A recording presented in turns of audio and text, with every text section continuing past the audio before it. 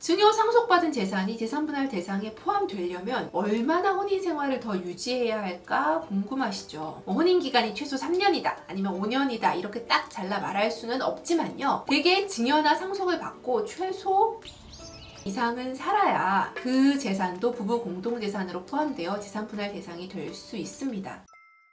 예전 영상에서 제가 이혼 상담을 받을 최적의 타이밍을 알려드린 적이 있습니다. 상담은 가능한 빨리 받으시라고 말씀드렸었는데요. 정작 소송을 해야 하는 시기는 언제일까요? 여러 요소를 고려해서 결정해야 하지만 오늘은 재산분할의 측면에서 최적의 타이밍을 이야기해 보려고 합니다. 상식적으로 생각해 보시면 되는데요. 일단 어떤 면에서 이혼 재산분할이라는 것이 그다지 공평하지가 않습니다. 고생한 사람이 정확히 기여를 인정받기보다는 부부가 어느 정도는 비슷한 수준으로 재산을 나누도록 판결이 나거든요. 재산분할 비율이 그렇다고 해서 무조건 5대5라는 건 아니지만 재산 형성을 위해서 많이 애쓰지 않은 사람도 어느 정도는 재산을 나누어 받도록 판결이 난다는 말입니다. 그러면 애를 쓴 배우자는 참 억울하실 수 있죠. 그래서 조금이라도 덜 억울하려면 언제 이혼 소송을 해야 하는지 생각해 보겠습니다.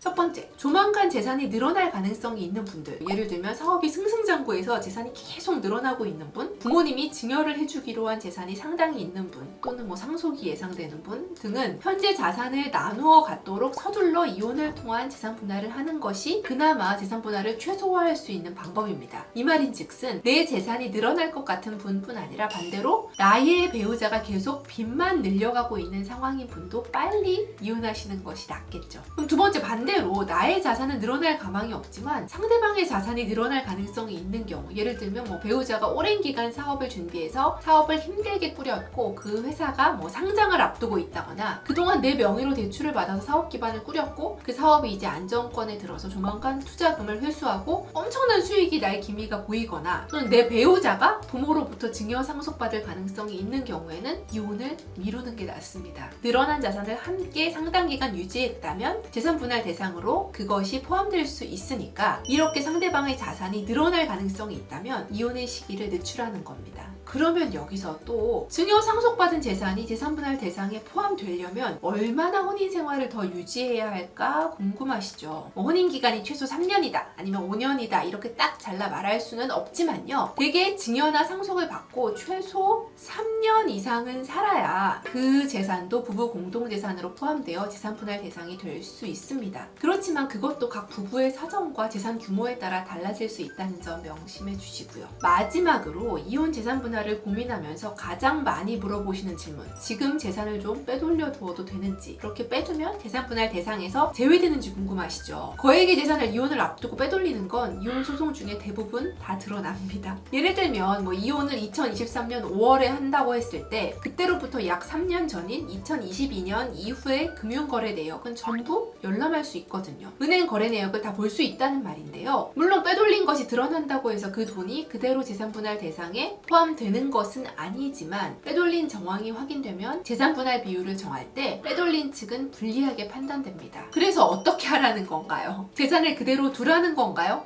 그건 아닙니다. 재산을 그냥 두거나 늘리는 것보다는 적당히 정리하는 것이 낫기는 한데 단 너무 티나게 거액을 빼돌리면 의미 없는 행동일 수 있다는 겁니다. 더 자세한 각각의 상황에 맞는 조언이 필요한 분은요, 댓글 달아주시거나 전화 문의 주시면 도움드리겠습니다. 오늘은 이혼 소송을 할 최적의 타이밍을 재산분할의 측면에서 알아봤습니다. 언제 이혼 소송을 해야 할지 궁금하신 분들 그 고민을 함께 나누겠습니다. 감사합니다.